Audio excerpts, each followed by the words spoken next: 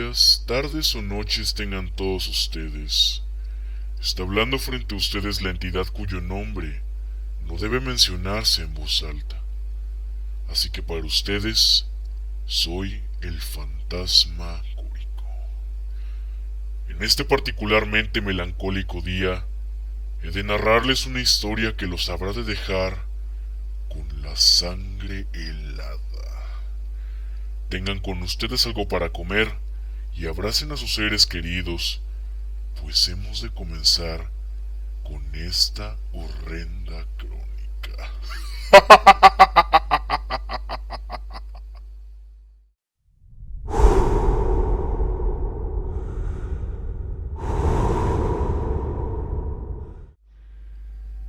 Comenzando el año 2004, yo trabajé por unos años como paramédico del hospital público en la ciudad donde nací y crecí.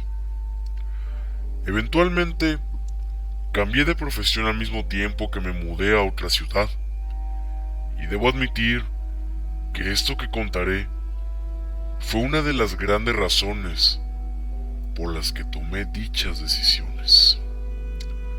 Obviamente, todo comenzó con una llamada al servicio de emergencias.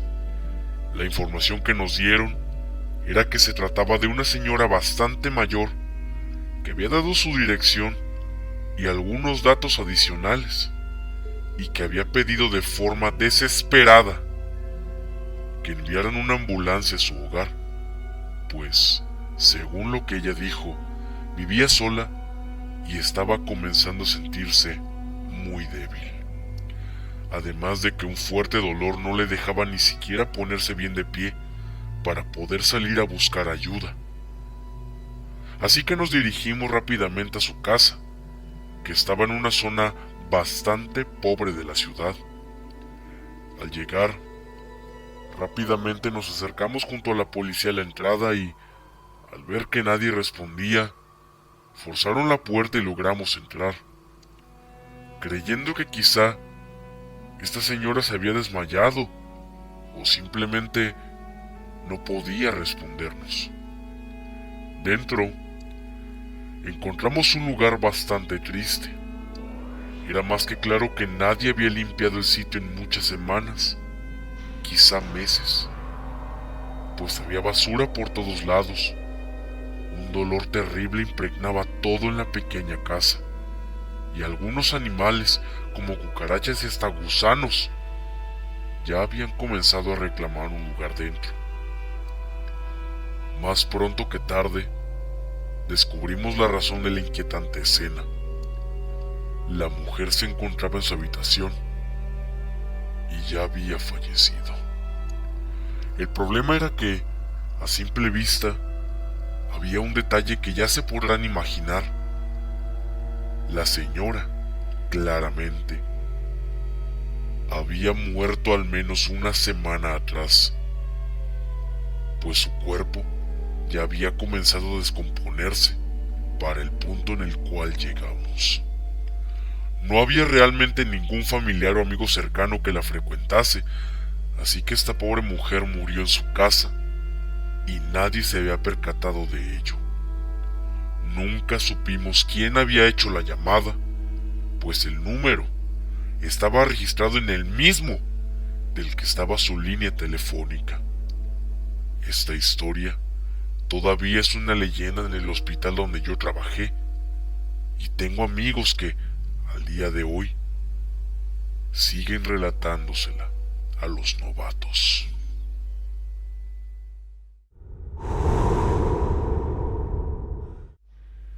Nos encontrábamos ya a medio turno durante una noche bastante ajetreada para todo el equipo, cuando llegó la información de una persona que, al parecer, había tenido un paro cardíaco en medio de una plaza bastante concurrida.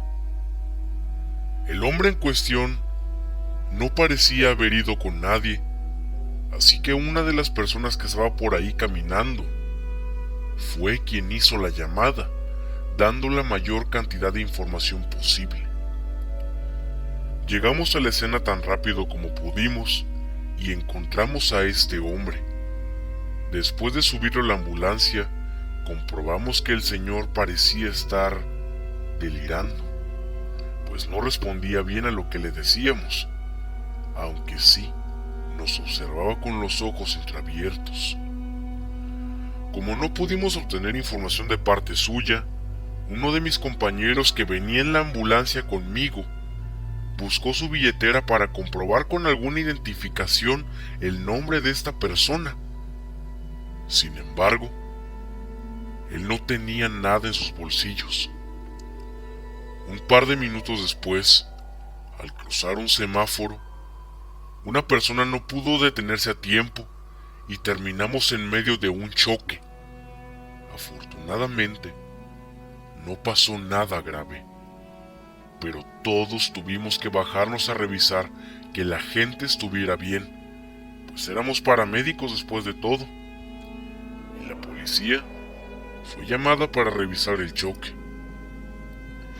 En esos casos, lo que ocurre es que otra ambulancia viene por el paciente y lo llevan al hospital, pues la prioridad número 1 es que llegue pronto para ser atendido. Pero en el momento en el que regresamos a la ambulancia, el hombre ya había desaparecido. No había ningún rastro de él, y en las cercanías no se podía ver por ningún lado. Le preguntamos a la gente alrededor, pero nadie le había visto salir de la ambulancia, y mucho menos correr lejos de la misma. Fue sumamente extraño, pues su estado no era el adecuado para poder haberse puesto de pie de pronto como si nada hubiese pasado. Además, todo el equipo médico seguía en la ambulancia, eliminando así la opción de que hubiese robado algo. No supimos bien cómo explicar esta situación a nuestros superiores, lo que nos costó casi el trabajo. Aquella noche no hubo ningún reporte de este hombre y jamás supimos su paradero.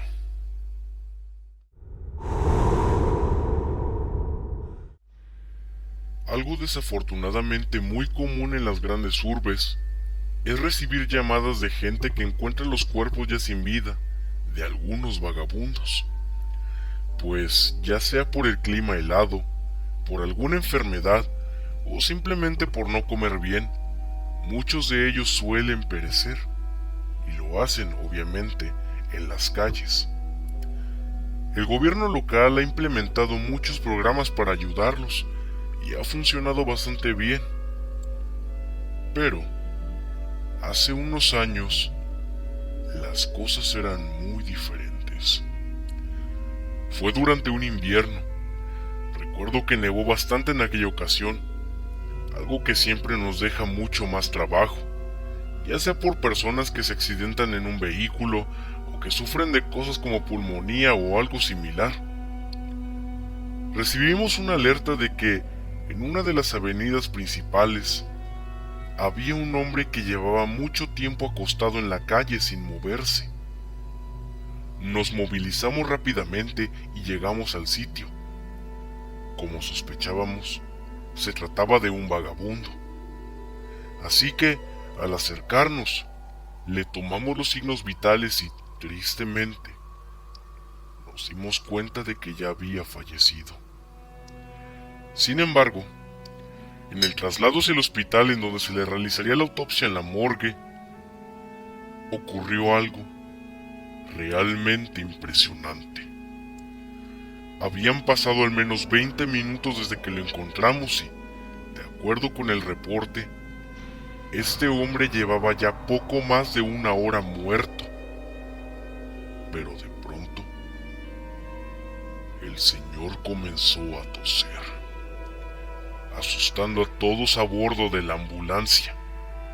Muy confundido, nos preguntó qué era lo que estaba pasando, mientras todos nos quedábamos con la boca abierta, sin poder creer lo que estábamos viendo. El hombre había vuelto a la vida, y la parte más desconcertante de todo es que por más que lo revisamos, no parecía tener nada, como si hubiera sanado de forma mágica, cosa que, obviamente, no tenía ningún sentido para nosotros. Lo llevamos al hospital y allá le hicieron un par de revisiones en las que los resultados confirmaban que, a pesar de lo ocurrido, el vagabundo tenía una excelente salud. Decir que aquella fue la experiencia más insólita de mi vida sería quedarme bastante corto.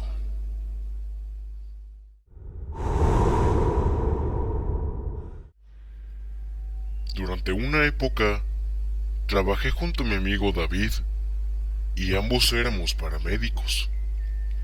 En ese tiempo, yo era el novato y él me llevaba alrededor de 8 años de experiencia, así que, de cierto modo, también a veces nos comportábamos como maestro y alumno. Con el tiempo, nuestra relación de trabajo pasó a ser una amistad, pero, de cierto modo, ambos manteníamos nuestra vida personal bastante privada. Y lo único que yo sabía de David era que alguna vez había estado casado. Un día comenzamos a trabajar, como de costumbre, y yo, al paso de los minutos, notaba que él estaba muy callado, algo que era poco común en su personalidad extrovertida. No quise presionarlo mucho, pero finalmente, cuando fuimos a almorzar, le pregunté si todo estaba bien. Él me dijo que esa mañana había despertado con una sensación extraña, una mezcla de paz y el sentimiento de que todo iba a terminar muy pronto para él. Yo, siendo joven y un poco insensible en aquel entonces, le dije que no fuera tonto, que era normal sentirse deprimido a veces y que todo iba a pasar. Varios días transcurrieron y la situación no cambiaba. Finalmente, un miércoles por la mañana, David me dijo que era hora de despedirse de mí.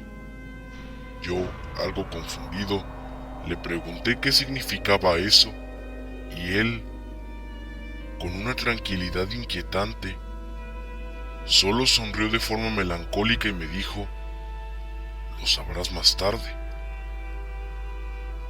Horas después, en medio de un accidente automovilístico, nuestro equipo fue despachado a la zona y, gracias a una persona en estado de ebriedad, David murió atropellado mientras intentaba salvar una vida. Yo lo vi morir frente a mis ojos. Lo vi dar su último aliento y me rompe el corazón recordar aquel momento mientras escribo esto. No puedo explicar lo que ocurrió, pero sí puedo al menos saber que él se fue en paz de este mundo y que, donde quiera que esté ahora, él está mucho mejor.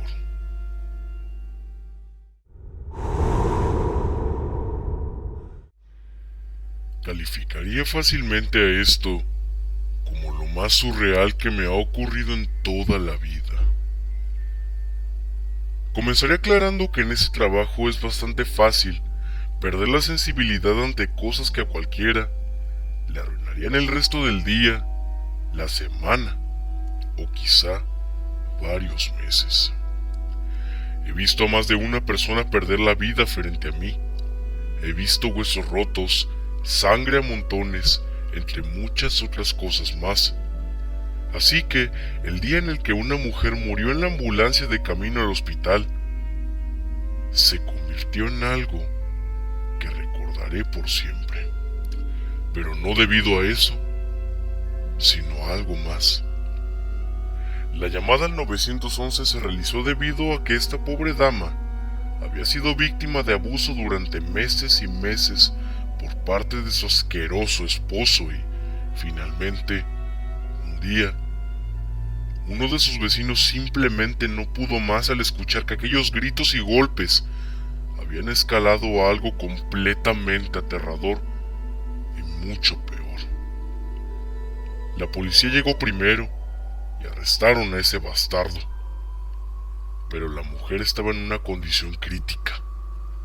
El problema principal era que él la había apuñalado y la joven estaba perdiendo demasiada sangre. Como dije antes, murió en el traslado, dejándonos a todos en silencio por unos minutos, pues a pesar de que ya no era la primera vez que nos topábamos con un caso así, siempre era bastante importante para nosotros tener respeto por la persona.